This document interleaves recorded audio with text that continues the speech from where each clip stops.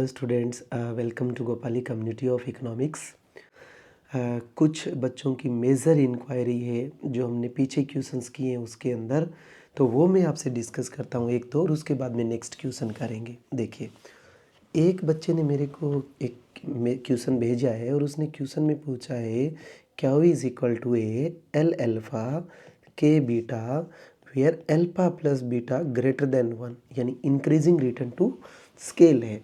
तो बताएं लेबर का शेयर क्या होगा। तो मैंने आपको पढ़ाया था कि ये लेबर का शेयर होता है, ये कैपिटल का शेयर होता है।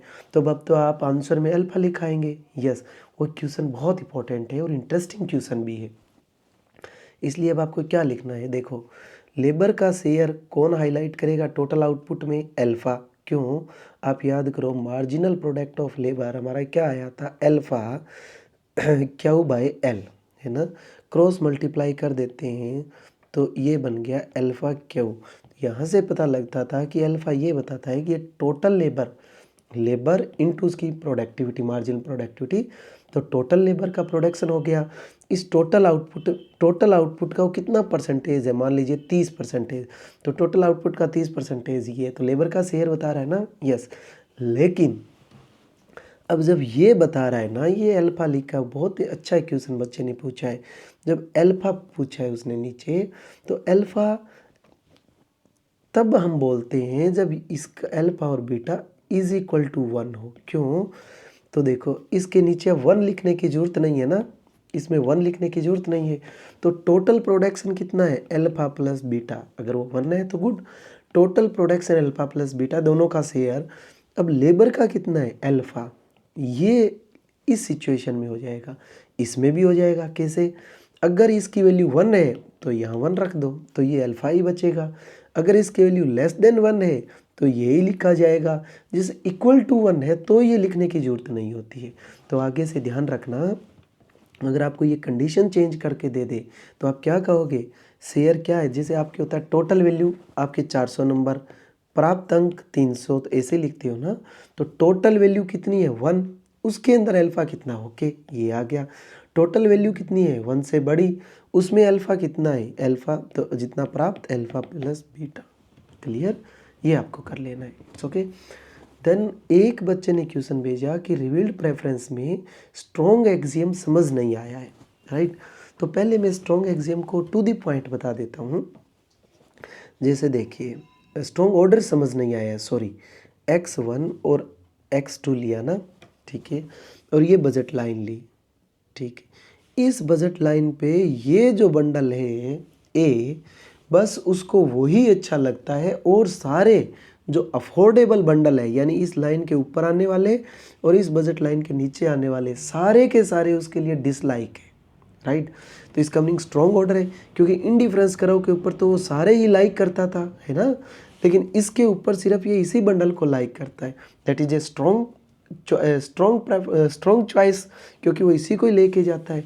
हमें अब इसको प्रूव करना है, यानी इसको बोलेंगे स्ट्रॉन्ग ऑर्डर। यानी कितनी क्लियर बात उसने कही है, स्ट्रॉन्ग ऑर्डर। इस स्ट्रॉन्ग ऑर्डर को प्रूव करने के लिए 2 स्टेप है।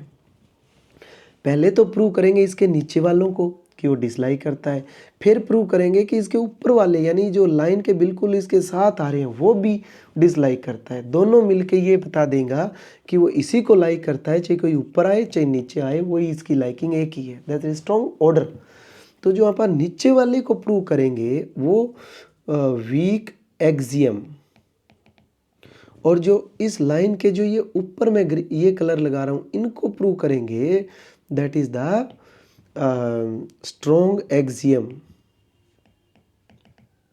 यानी स्ट्रॉन्ग ऑर्डर 2 तरीके से प्रूव होंगे, एक तो वीक एक्सियम और स्ट्रॉन्ग एक्सियम, दोनों मिलके इसको प्रूव करेंगे। यानी क्या?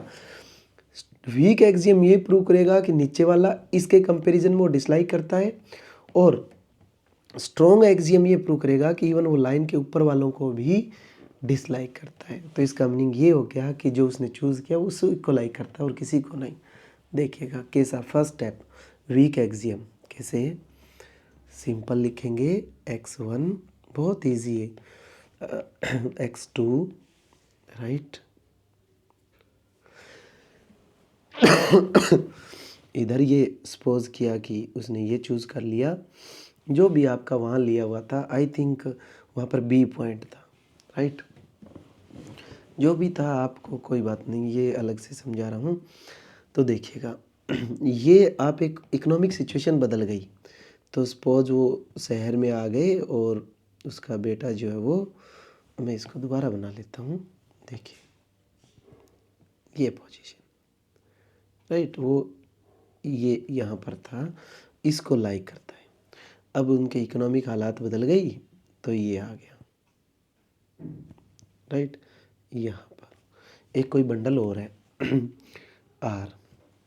अब देखिएगा सैमुअलसन क्या कहते हैं यहाँ पर कि ये जो पिंक नई बजट लाइन बनी, नई इकोनॉमिक सिचुएशन बनी, अगर वो फिर भी बी पे रहता है तो ये बात इसकी क्लियर है कि उस इकोनॉमिक एजेंट को ये नहीं है कि ऑप्टिमाइजेशन सिर्फ बजट लाइन के ऊपर ही करना है। जैसे ऑर्डिनल था, ऑर्डिनल जो मैकेनिज्म है वो ऑप्टिमाइजेशन कहाँ करता था, ऑर्डिनल के अंदर तो बजट लाइन के ऊपर ही डिफरेंस कराव को टच करना था, नीचे करना ही नहीं था, राइट।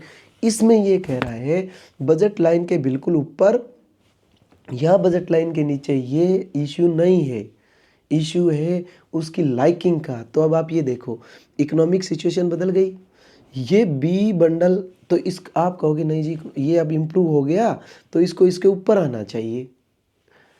नहीं, ये क्या कह रहा है सैमुअलसन कि जैसे ऊपर आने वाला पॉइंट है आर, लेकिन वो फिर भी किसको अगर चूज़ कर रहा है बी को, तो ये उसका मैसेज देता है। मैं हटा देता हूँ अगर आपको प्रॉब्लम हो रही है तो ये लो, ये लो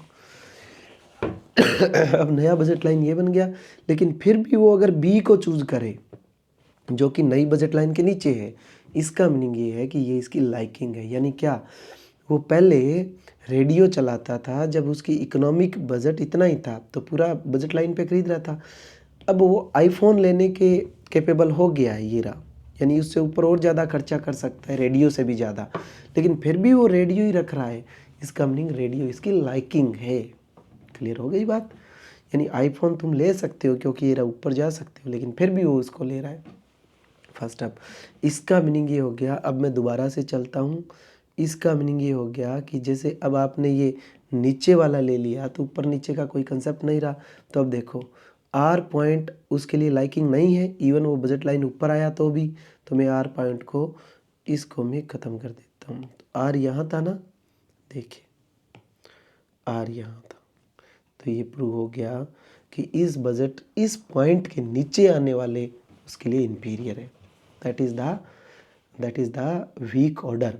क्या कि अगर कोई एक कंज्यूमर ए बी बंडल को प्रेफरेंस करता है आर से, तो इकोनॉमिक सिचुएशन बदलने के बाद भी वो बी को ही करेगा आर से डायरेक्टली, राइट। अब लेते हैं स्ट्रॉन्ग एक्सियम। तो देखिएगा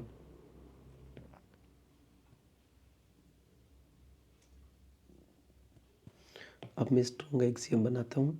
देखो ये बी, अब मैं को एक नई इकोनॉमिक लाइन ले लेता हूँ, ये यहाँ पर ले लिया कोई आर और यहाँ ले लिया डब्ल्यू सॉरी। देखो आर, अब बी जो है वो अफोर्डेबल ही नहीं रहा, यानी वो इतना इकोनॉमिक सिचुएशन डाउन चला गया वो रेडियो ले ही नहीं सकता है, राइट। अफोर्डेबल ही नहीं है। जब अफोर्डेबल नहीं है तो रिवील्ड प्रेफरेंस नहीं लगेगी, क्योंकि रिवील्ड प्रेफरेंस तो चॉइस से प्रेफरेंस में जाती है, तो चॉइस वो कर ही नहीं पाएगा। तो अपने को आर और डब्ल्यू में करना है। तो देखो हालांकि वो बी को प्रेफर करता था किससे, आर से, लेकिन अब आर को प्रेफर करता है डब्ल्यू से, क्योंकि इकोनॉमिक सिचुएशन बदल गई तो आर पे ज़्यादा पसंद करता है। तो इकोनॉमिक सिचुएशन अगर वापस ये हो जाए ब्लैक लाइन वाली, तो बी को पसंद करेगा किससे, डब्ल्यू से, इनडायरेक्टली। That is transitivity.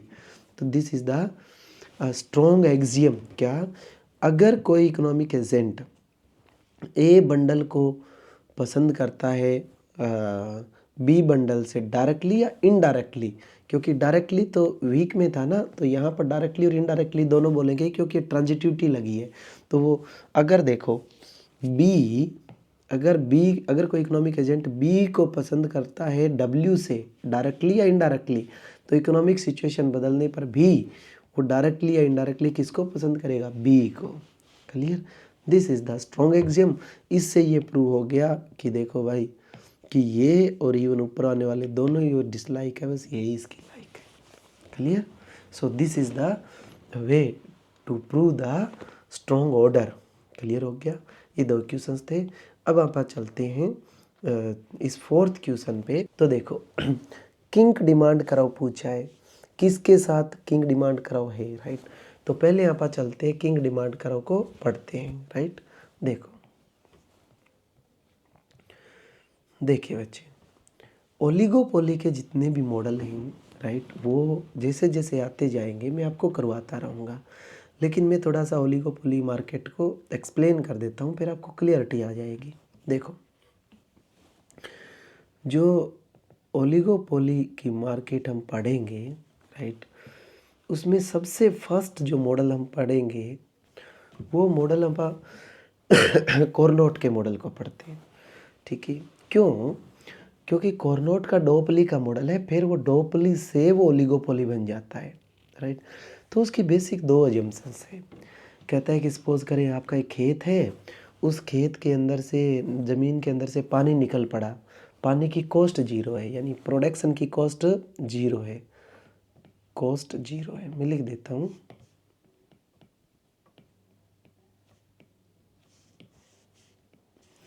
दूसरा वो कहता है कि एक फर्म ने जब कॉस्ट जीरो होती है तो कोई भी फर्म हाफ प्रोड्यूस करती है, राइट। कैसे, इस बात का मैं प्रूफ करवा देता हूँ, थोड़ा सा देखो इसे।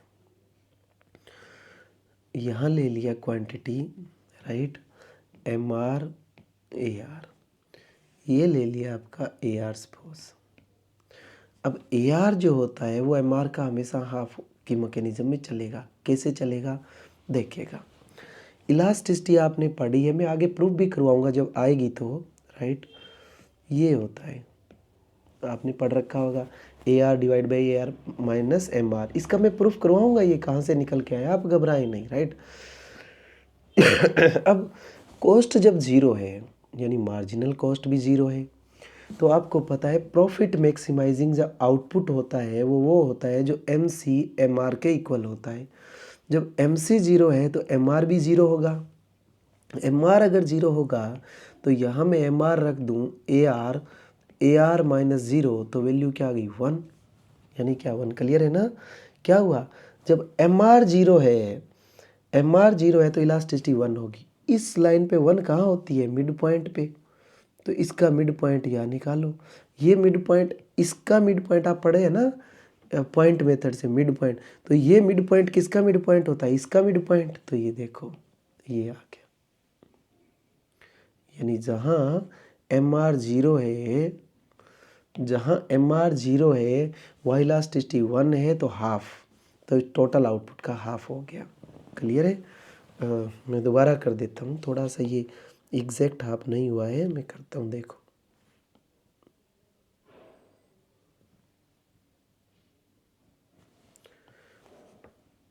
आप स्केल ले लेते हैं, स्केल से देखो,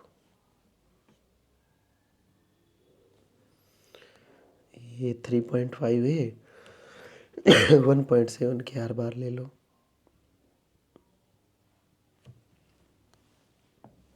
ये अप्रोक्सीमेटली क्लियर है, राइट। यहाँ टच कर दो इसको। अब आपको ना याद नहीं करना पड़ेगा जीवन में, अभी इससे ऊपर ले जाओ, यह इलास्टिसिटी वन हो गई। क्लियर है। अब इसका मीनिंग ये हो गया कि एम आर का स्लोप डबल होता है ए आर के कंपैरिजन में। आप कहोगे सर कैसे इसको माने, एक तरीका और है स्लोप बताने का। बच्चे, जो मैं आपसे डिस्कशन कर रहा हूँ यही पेपर में आएगा, एक थ्योरी को जैसे साथ में जोड़ रहा हूँ यही आएगा, राइट। तो देखो आज मैं डिटेल में जो मॉडल करवाऊंगा वो भी किंग की करवाऊंगा, लेकिन वो किंग कैसे कैसे आया वहाँ से चलूँगा। तो पहले मैं कॉर्नोट को एक समझा रहा हूँ, लेकिन डिटेल में समझाऊँगा, वो आगे की बात है। देखो कि ये होता है टोटल रेवेन्यू कराओ, राइट। टोटल रेवेन्यू क्या होता है, टोटल, सॉरी, अब ये ले लेते हैं एवरेज रेवेन्यू कराओ, यानी आप ये लेते हो P is equal to A minus B Q, क्या, प्राइस और क्वांटिटी का अपोजिट रिलेशन ले लेते हो, सिंपल। प्राइस क्या होता है, what is the price? Generally वैसे तो प्राइस कॉस्ट होता है जनरल स्टेटमेंट में। देखो आपको पता है प्राइस अगर मैं यहाँ लिखूँ टी आर को क्यू से डिवाइड करूँ तो वो होता है average revenue, right. T R को मैं क्या लिख सकता हूँ, P into Q divide by Q, तो कम मल्टीप्लाई डिवाइड हो गया पी, यानी एवरेज रेवेन्यू क्या होता है एक्चुअल में, प्राइस। क्लियर हो गई? तो इसका मीनिंग है कि ये तुम्हारे पास क्या है, एवरेज रेवेन्यू है। क्लियर हो गया? अब हमें निकालना है मार्जिनल रेवेन्यू, क्योंकि ए आर और एम आर देखना है ना।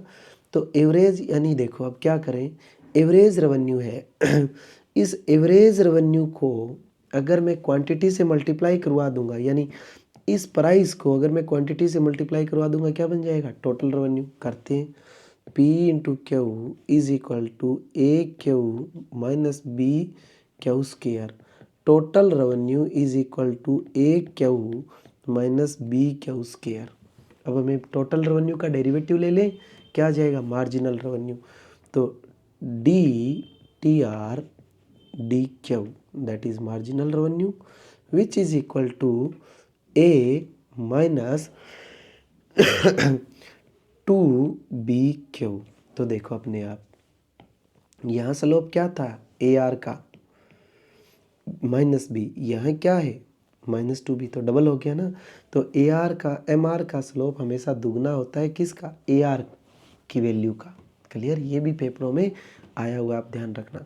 तो अभी सिंपल सी बात है, तो इसका मीनिंग देखो, जब कॉस्ट जीरो है तो पहली फर्म कितना प्रोड्यूस करेगी, कॉस्ट जीरो है तो मार्जिनल रेवेन्यू भी जीरो होगा, प्रॉफिट मैक्सिमाइज, तो टोटल प्रोडक्शन का हाफ। इसलिए आप कोरनोट मॉडल के पहले स्टेप में हाफ करते हैं प्रोडक्शन। एनीवे ये मेरा बाद में बताऊंगा मैं आगे डिटेल में। तो कॉस्ट जीरो, फिर ये कहता है कि पहली फर्म का जब कॉस्ट जीरो है तो हाफ प्रोडक्शन कर लिया। अब दूसरी फर्म ये सोचेगी कि पहली फर्म हाफ ही करेगी और नहीं करेगी, तो वो दूसरी फर्म फिर कर लेगी, ऐसे चलता रहेगा। यानी no past experience about the output of other, no past experience about output of other firm. ये दो जंक्शन पे कोरनोट मॉडल खड़ा होता है, मेनली कोरनोट मॉडल बन जाता है। देन अपन नेक्स्ट मॉडल पढ़ेंगे, बस ये दो ही जंक्शन से सब मॉडल चलेंगे। अब नेक्स्ट जो है वो कोरनोट का इम्प्रूवमेंट हो करके आता है, राइट। जब कोरनोट का इम्प्रूवमेंट हो करके स्टगलबर्ग ने दिया है, वो क्या कहता है कि भाई कॉस्ट तो है, कॉस्ट एग्जिस्ट, राइट, देखिए, और पास्ट एक्सपीरियंस एग्जिस्ट नहीं करता है, right. Past experience about the output, ये तो पास्ट एक्सपीरियंस नहीं है और ये कॉस्ट है, ठीक है। ये जब आप मानते हैं तो कोरनोट का एक्सटेंशन बन जाता है स्टगलबर्ग, राइट। इसमें वो रिएक्शन कर्व वगैरह आएंगे, ये मैं एक डिटेल में बताऊंगा। नेक्स्ट बढ़ते हैं। अब क्या कहता है नेक्स्ट मॉडल, जो प्योर चैम्बरलिन का मॉडल है, वो ये कहता है कि कॉस्ट जीरो है लेकिन पास्ट एक्सपीरियंस है। देखो क्या, पहले मॉडल में ये दोनों कॉस्ट भी नहीं है, पास्ट एक्सपीरियंस भी नहीं है। इसमें कॉस्ट है, पास्ट एक्सपीरियंस नहीं है। यहाँ कॉस्ट नहीं है, पास्ट एक्सपीरियंस है। ये बन जाएगा चैम्बरलिन का, ये क्लियर। लास्ट में दोनों ही है, कॉस्ट भी है, पास्ट एक्सपीरियंस भी है। दोनों अगर हैं तो प्योर स्टगलबर्ग का। यानी क्या, ये जो ओलिगोपोली के मॉडल हम पढ़ेंगे, ये हम दो ही फर्म की कॉस्ट की साइड और उनके आपस में बिहेवियर, यानी फर्म के बिहेवियर की साइड से पढ़ेंगे। फर्म का आपस में क्या बिहेवियर है, वो ओलिगोपोली के मॉडल है। लेकिन जब छोटी फर्में होती हैं, थोड़ी फर्में होती है, तो वो फर्में कंज्यूमर की वजह से भी बिहेव करती है। कंज्यूमर में क्या होगा, कंज्यूमर की डिमांड की इलास्टिसिटी की वजह से।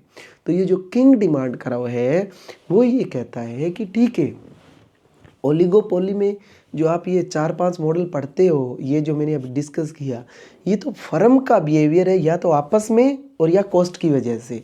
लेकिन कभी कभी ऐसा होता है कि फर्म कंज्यूमर की डिमांड क्या है उसकी वजह से भी बिहेव करती है ओलिगोपोली में। वो वहाँ पर पढ़ते हैं, राइट। तो कैसे अपने आप किंग डिमांड कराओ बनेगा, ठीक है। देखिए कैसे बनेगा, बनाता हूँ, बिल्कुल क्लियर हो जाएगा आपको। देखिए इधर लिखा क्वांटिटी, राइट, इधर लिखा AR MR। अब देखिए रट्टा मारने की ज़रूरत नहीं है, मैं एक एग्जांपल देता हूँ। ये कैसा बिहेवियर सुनो, सपोज करो कि आप किसी की ना शादी में गए हो, पुराने वाले जो गांव में जाते थे उस तरह से, और रात को बारात गई है, तो एक ही दुकान, जहाँ बारात जिस गांव में जानी है वहाँ एक ही दुकान थी रोड पे, और दुकानदार ने बंद कर दी, राइट। आपको पटाखे जलाने के लिए माचिस बॉक्स चाहिए, और माचिस बॉक्स किसी के पास मिला नहीं, राइट। या आपको सपोज करें कोल्ड ड्रिंक्स चाहिए, ठीक है। दुकानदार ने रात को 11 बजे दुकान बंद कर दी, राइट। तो आप ये कहोगे, उसमें गेट बजाया जा करके, वो अंदर सोया हुआ है, तो आपने कहा भाई गेट खोलो यार प्लीज़। वो कहता है नहीं नहीं नहीं खोलूँगा। कहे यार खोलो, बहुत मजबूरी है, बहुत मजबूरी। यानी डिमांड क्या है आपकी? In elastic. अब मैं पहले डिमांड इन इलास्टिक और इलास्टिक और यूनिटरी का बारे में बता देता हूँ। मैं जो बोल रहा हूँ क्या है, देखिएगा। एक बात आप जीवन में गांठ मार लीजिएगा, जो जीवन भर काम आएगा। कहाँ? जब भी आपको ये लगे टैक्स किस पे ज़्यादा जाएगा, डिमांड क्या है, वो आप पजल होते हैं, उसका मैं रामबाण औषधि बताता हूँ, समझें। जर्नल जो डेफिनेशन है स्टैंडर्ड इलास्टिक और इन इलास्टिक की, वो ये होती है कि परसेंटेज चेंज इन क्वांटिटी, आप पढ़ते ही हो सब, right. Percentage change in sorry, पहले प्राइस चेंज होगा, right. Percentage change in price की वजह से percentage change in quantity, generally, right. आपको मैं पढ़ा चुका हूँ, ये जो वैल्यू होती है किसकी होती है? ऊपर वाले की, यानी ई की होगी। यानी क्या, प्राइस अगर 10% चेंज हुई, क्वांटिटी अगर 18% चेंज हुई, तो 1.8 किसकी वैल्यू आ गई? ई की। इसका मीनिंग हुआ कि क्वांटिटी ज़्यादा चेंज हुई, तो उसको आप बोल देते हैं इलास्टिक, राइट। अगर ये बदला 10%, ये बदला 8%, तो ये बदलाव तो आया है, लेकिन जितना ये बदला है उससे कम आया है। तो 0.8 आया है, तो 1 से कम है, उसको हम बोल देते हैं इन इलास्टिक। और जितना परसेंटेज 10 ये बदला, 10 ये बदला, तो बदला है यूनिटरी इलास्टिक। तो क्लियर? जब भी मैं इलास्टिक बोलूँ तो आप ये समझते हो कि ग्रेटर देन 1। जब भी मैं इन इलास्टिक बोल रहा हूँ तो आप समझ रहे हो कि लेस देन 1। तीन ही तरह की इलास्टिसिटी होती है बेसिकली। आप जो zero, perfectly elastic, perfectly in elastic पढ़ते हो, उसका सेंस कुछ और होता है, वो समझिएगा। यहाँ पर मैंने आपको कहा कि प्राइस चेंज होने की वजह से क्वांटिटी में चेंज आया। देखिए, हालांकि वो मेथड, मेजरमेंट के मेथड आगे आएंगे ना क्वेश्चन, तो वहाँ मैं डिटेल से समझाऊंगा। अभी इतना आपने कर रखा है नेट वगैरह की तैयारी, तो आपको पता ही है, इसलिए मैं यहाँ से डायरेक्ट बात कर रहा हूँ, समझिएगा। यहाँ क्या हो रहा है, तीन तरह की इलास्टिसिटी आई, या तो ज़ीरो, या ग्रेटर देन 1, या लेस देन 1, राइट। क्या हो रहा है इनके अंदर? प्राइस बदल रहा है तो क्वांटिटी बदल रही है ना। अगर प्राइस बदला ही नहीं फिर भी क्वांटिटी नहीं, सॉरी, तो इन तीनों को क्या बोलेंगे? प्राइस, मैंने श्वास लिया यानी स्पेस दिया, then elasticity of demand. Elastic का मतलब चेंज होना, बदलना। जैसे ये जो लड़कियां हैं, ये अपने बालों में जो इलास्टिक लगाती है, जो कम ज़्यादा होता है, किसका कम ज़्यादा होना? डिमांड का। आगे आने वाले दिनों में मैं बताऊंगा डिमांड क्या होती है। एनीवे, सो डिमांड का कम ज़्यादा होना, ठीक है। तो किसकी वजह से? प्राइस की वजह से। तो प्राइस, स्पेस लिया, इलास्टिसिटी ऑफ डिमांड। अब अगर प्राइस बदल ही नहीं रहा है और डिमांड बदल रही है, तो नीचे वाले में change zero, right, change zero ना, तो नीचे वाला जीरो, ऊपर वाली कुछ वैल्यू, तो इनफाइनाइट। आप कहते हो परफेक्टली इलास्टिक, बात तो ठीक है, क्या बोलोगे? Perfect elasticity of demand perfectly elastic. लेकिन यहाँ प्राइस नहीं लगाओगे, ये ध्यान रखना, क्योंकि प्राइस तो चेंज ही नहीं हुआ, तो प्राइस रीज़न ही नहीं बना। जो रीज़न बनता है वो पहले आता है। इनकम की वजह से बदली तो इनकम, प्राइस की वजह से बदली प्राइस, लेकिन अब प्राइस बदला ही नहीं है, फिर भी बदली है। ठीक है, तो इसको इतना ही बोल सकते हो आप, elasticity of demand perfectly elastic है। किसकी वजह से आपको पता ही नहीं है, इनफाइनाइट रीजन हो। ये इन्फिनिटी का क्या मीनिंग होता है मालूम है? जो आप इन्फिनिटी पढ़ते हो तो बहुत बड़ी, कितनी बड़ी, जो भी तुम कहोगे मनुष्य सोच सकता है, कितनी बड़ी हो सकती? नो, इन्फिनिटी का मीनिंग होता है कि जैसे आप पहाड़ पे चढ़े हैं, ठीक है, ब्रेक फेल हो गया, गाड़ी कहाँ कहाँ जाएगी, कहाँ गिरेगी आपको मालूम ही नहीं है, आपके आउट ऑफ कंट्रोल हो गई। हो सकता है वहीं रुक जाए, हो सकता है 100 फीट नीचे जाए, हो सकता है 50 फीट नीचे जाए, जो भी जाएगी मेजर तो आप कर सकते हो। तो वो इन्फिनिटी कैसे हुआ? इन्फिनिटी का मीनिंग है पीछे से कंट्रोल ख़त्म हो गया, तो हमें पता नहीं होगा ये कहाँ जाने वाली है। जहाँ भी जाएगी वो अपने हिसाब से जाएगी, 100 मीटर, 200 मीटर, 300 मीटर जाएगी तो हमें पता है, किलोमीटर तो मेज़र कर लेंगे। बहुत बड़ी छोटी का मीनिंग नहीं होता है। इतना मीनिंग होता है बेस टूट गया, कंट्रोलिंग पावर टूट गई। एनीवे, तीसरा इसका पॉइंट है कि ये चेंज हो रहा है लेकिन ये चेंज हो ही नहीं रहा, तो इसका कनेक्शन खत्म है, तो इलास्टिसिटी जीरो। इसको बोलेंगे इलास्टिक डिमांड जो है परफेक्टली इनइलास्टिक है, यानी प्राइस का वहाँ कोई लेना देना नहीं। तो आगे प्राइस वर्ड यूज़ नहीं करेंगे, प्राइस वर्ड यूज़ करेंगे सिर्फ 3 ही बार। एक, price unitary elastic, price elastic of demand unitary, price elastic of demand elastic, price elasticity of demand sorry इसके यहाँ वन लो, यूनिट इलास्टिक, इलास्टिक और इन इलास्टिक। ठीक है, 3 ही, प्राइस के साथ 3 ही बोली जाती है। अब देखो, तो ये तो आपकी क्लियर हुई, राइट। अब जो मैं यहाँ इस टॉपिक, एक बात जो आपको हमेशा के लिए बता रहा था वो सुनिएगा। ये तो टेक्निकल डेफिनेशन है, और कुछ मीनिंग सुनिएगा। आप सपोज़ करें किसी दुकानदार के पास गए और आप कि बस जाने वाली है गांव में, लेट हो जाओगे। आप आगे भागे गए कि यार मेरे को जल्दी वो कपड़ा दे दे, वो शर्ट दे दे। दुकानदार समझ जाएगा इसको लेना ही लेना है, लेना ही लेना है। इसका मीनिंग डिमांड क्या है? In elastic. यानी यहाँ पर जो मैं इन इलास्टिक का मीनिंग बोल रहा हूँ उसका मीनिंग है कि आप चेंज नहीं कर पा रहे हो डिमांड को। ऐसा नहीं कि कल ले लोगे, आपने आज स्विच ऑन ऑफ कर दिया तो इलास्टिक है, यानी चेंज हो रही है। अगर आपकी डिमांड चेंज होने की स्थिति में नहीं है, इसका मीनिंग है आपकी डिमांड इन इलास्टिक है। ये एक जनरल सेंस है। तो आपकी डिमांड है इन इलास्टिक। अब मैं जब इन इलास्टिक बोल रहा हूँ ना, तो आप कभी ये मत समझने लगना कि लेस देन 1। यहाँ इतना जनरल मीनिंग समझना कि चेंज नहीं होएगी, लेगा ही लेगा। स्विच ऑन ऑफ नहीं कर सकता लेने और छोड़ने में। तो क्या हुआ कि वो दुकानदार कहता है जल्दी दे यार, तो उसने ले लिया। दुकानदार को पता है कि इसको लेके जाना है, क्योंकि इसकी डिमांड क्या है? In elastic. तो वो आपके ऊपर बर्डन ज़्यादा डाल देगा, जो भी टैक्स लगा है वो। अगर आप आराम से गए कि यार दिखा, पसंद आएगा, ठीक है, रेट वगैरह अदरवाइज आगे भी पता करूँगा, तो उसको पता है ये तेरे से लेना और छोड़ भी सकता है, यानी तेरे लिए इस के प्रति इसकी डिमांड इलास्टिक है। या इलास्टिक का मीनिंग ग्रेटर देन 1 नहीं है, स्विच ऑन ऑफ करना है, तो वो रेट ठीक लगाएगा, बर्डन कम है। ये बातें ध्यान रखना है, कभी भी आपको ज़िंदगी भर याद आएगी। अब मैं यहाँ पर ये वर्ड यूज़ कर रहा हूँ, समझी। आपने जा करके वो दुकानदार की खिड़की को खटखटाया रात को 11 बजे कि भाई पेप्सी लेनी है, वो कोल्ड ड्रिंक्स लेनी है। कहते हैं भाई नहीं दूंगा। तो 100 रुपए की आती है सपोज 2 लीटर का, आई डोंट नो कि अब कितने का आता होगा। तो उसने कहा कि भाई नहीं दूंगा। तो उनके यार पैसे ज़्यादा ले लेना। तो ज़ोर से उसने सोए सोए आवाज़ लगाई कि भाई 200 लूँगा, तुम फिर भी रेडी हो गए। यानी डिमांड क्या है? In elastic. तो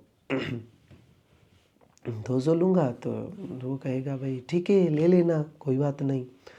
तो फिर जब तीसरा आप उसने को लगा नहीं यार क्यों 200 में दे, और बोल रेट, अगर 300 लूँगा, आपके यार ले लेना कोई बात नहीं। 400 लूँगा ले लेना, 500 लूँगा ले लेना, 600 लूँगा ले लेना। ऐसे करते करते उसने बोला कि मैं तो 5000 लूँगा। अब आपको एकदम झटका लगा, आंखें खोली, वो जो बारात वाला बेहोशी थी वो उतरी। आपने कहा नहीं नहीं 100 यार है। आपकी डिमांड क्या हो गई? इलास्टिक, यानी आपने चेंज कर लिया। जब हाई प्राइस हो जाता है आपकी डिमांड इलास्टिक हो जाती है। जब स्टार्ट से चलते हो तो आपका प्राइस, आपकी डिमांड इन इलास्टिक होती है। यहाँ मैं 2 कर्व लगाता हूँ जिसको आपको क्लियरिटी आएगी। एक ये कर्व जो फ्लैट है और दूसरा ये कर्व जो थोड़ा सा इंक्लाइंड है, राइट। अब जो इंक्लाइंड होता है उस पर इलास्टिसिटी बेसिकली डिमांड जो इनइलास्टिक होती है, और जो फ्लैट होता है उस पर बेसिकली डिमांड जो इलास्टिक होती है। क्लियर है? ओके, किसी तरह की डाउट नहीं है? ठीक है। तो इनिशियली आप ये मान लेते हैं कि ये वाला जो स्टार्ट में प्राइस बढ़ रहा है तो लेने का सोच रहा है कि लेना ही है, कोई बात नहीं, यानी डिमांड क्या है उसकी? इनइलास्टिक। ये तो आप जानते हो ना कि ये डिमांड इनइलास्टिक को शो करेगा। बता देता हूँ कैसे। देखो, ये प्राइस चेंज हुआ, यहाँ क्वांटिटी परसेंटेज कम चेंज हुई, यहाँ क्वांटिटी ज़्यादा चेंज हुई, इसलिए इलास्टिक है, इनइलास्टिक है, ऐसे सोच सकते हो। आगे क्वेश्चन आएगा, डिटेल में बताऊंगा। ये इनइलास्टिक है, तो ये कह रहा है प्राइस ज़्यादा लूँगा, आप लेने को तैयार हो तो आपके लिए ये है, ये डिमांड कर्व है। लेकिन एक लेवल के बाद आपकी डिमांड इलास्टिक हो जाएगी, यानी ये डिमांड कर्व हो जाएगा। क्लियर? तो मैं क्या करता हूँ, आपको पता है MR कहाँ से लगाना है? हाफ से। पीछे बता के आया हूँ, कहीं लगेगा तो वो हाफ से ही लगेगा बच्चे। इसका ब्लैक वाले का लगा देते हैं हाफ पे। यहाँ होता होगा, ये आ गया MR, ये आ गया AR, ये इसका आ गया MR, ये आ गया AR। क्लियर है? अब एक बात समझे, किसी बच्चे के किसी तरह का कोई डाउट हो तो वो बोल सकता है, राइट, मेरे को लिख के भेज सकता है। ठीक है। अब एक बात देखो बच्चे क्लियरली, कॉस्ट कराओ ये लगा देते हैं कि ये लो सपोज कॉस्ट कराओ ये हो गया,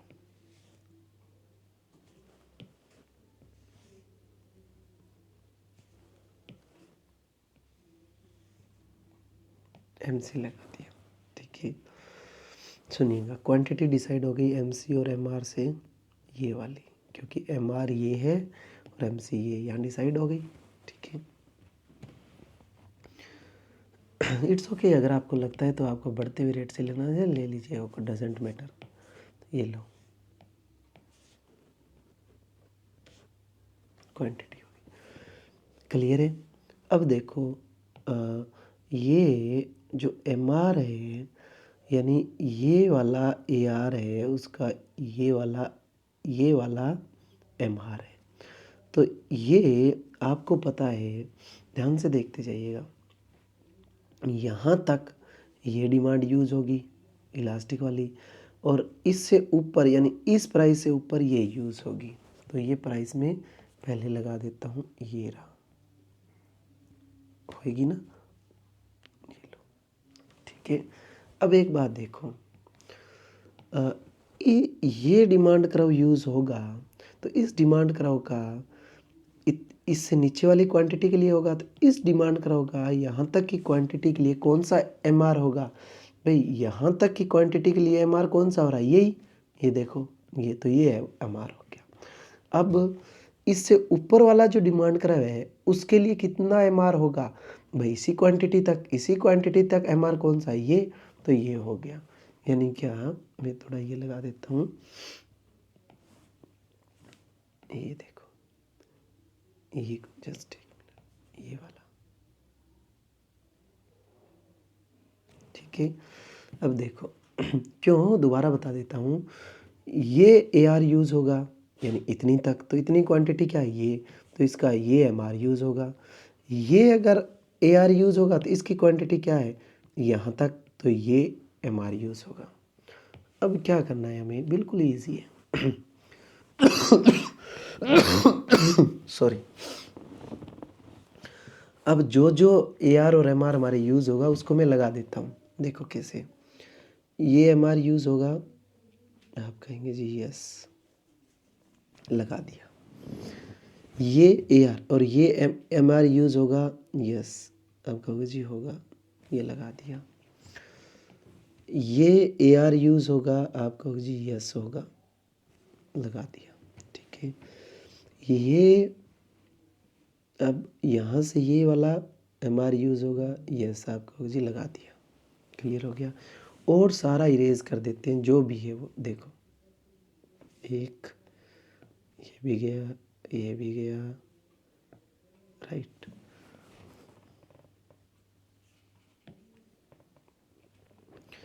डिमांड करो अपने आप क्या आ गया, किंग, राइट। क्लियर है, क्लियर है ना ये बात, राइट।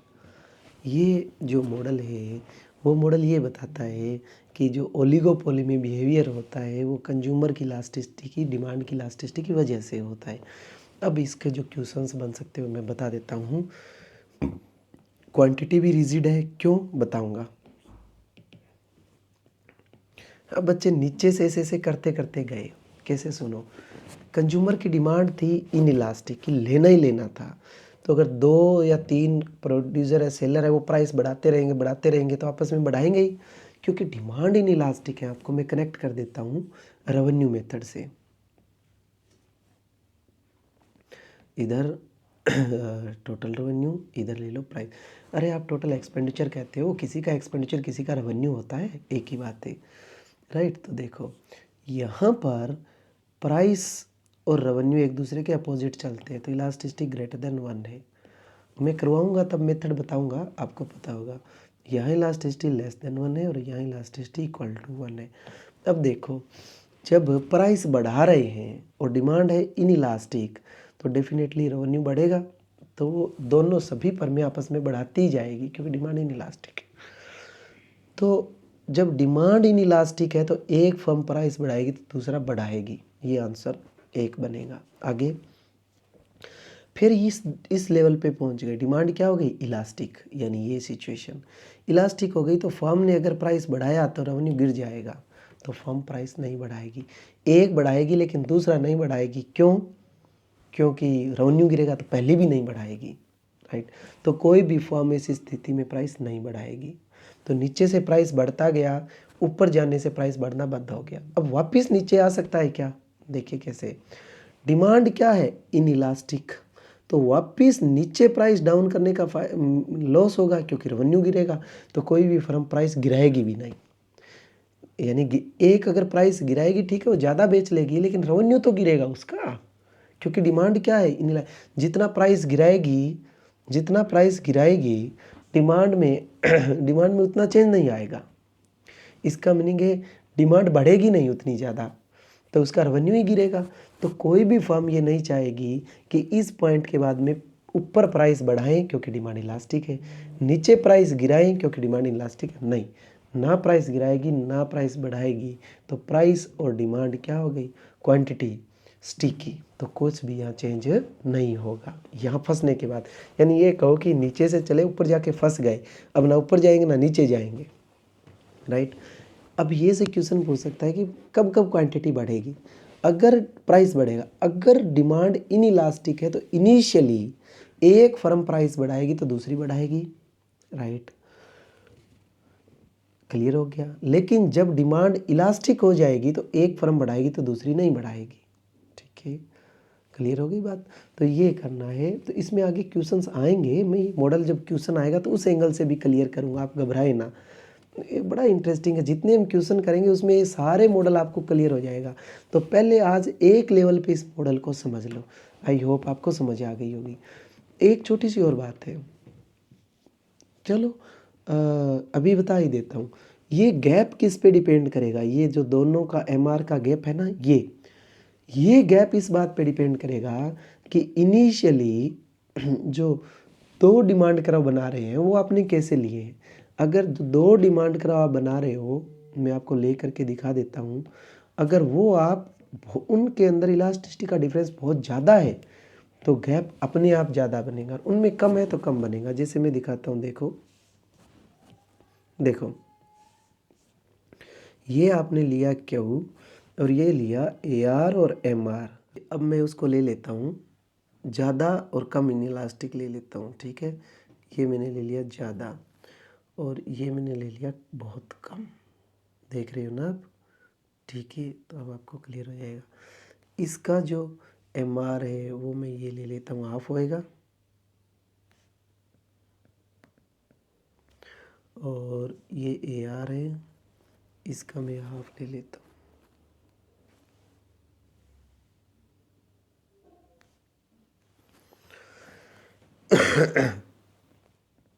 हाफ क्यों होगा वो पीछे बता के आया हूँ ना।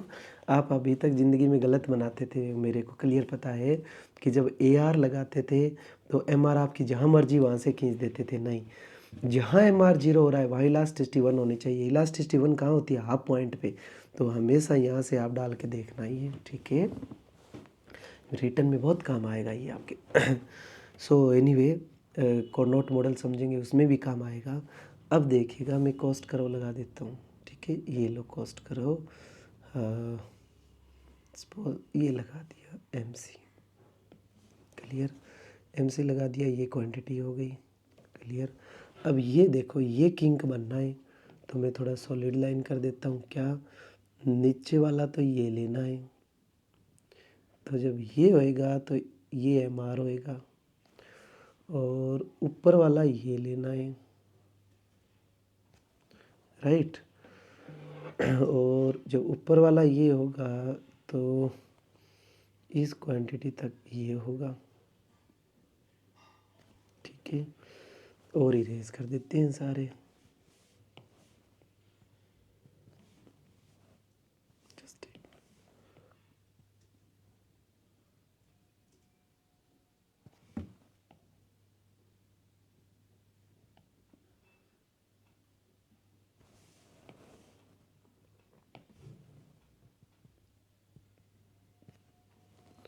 आप देख रहे हो गैप बढ़ गया। क्यों? क्योंकि इनिशियल जो 2 AR लिए थे वो उनकी लास्ट स्टेज बहुत ज़्यादा डिफरेंस था। ये ध्यान रखना है। अगर इनिशियली दोनों डिमांड कराओ में बहुत कम डिफरेंस हो तो ये लेंगे, अदरवाइज तो गैप कम आएगा। ज़्यादा डिफरेंस हो तो गैप ज़्यादा आएगा, right. So this is basically the king demand curve. And तो किंग डिमांड कर्व किसने दिया है? PCVG ने। आपको ये क्लियर हो गया होगा, राइट। अब मैं फुल कॉस्ट प्राइसिंग पे बिल्कुल इजी सी बात है, इन तीनों का एक वीडियो बना देता हूँ और इसका एक हो गया, ये आप अच्छे से पढ़ लीजिएगा। So thank you so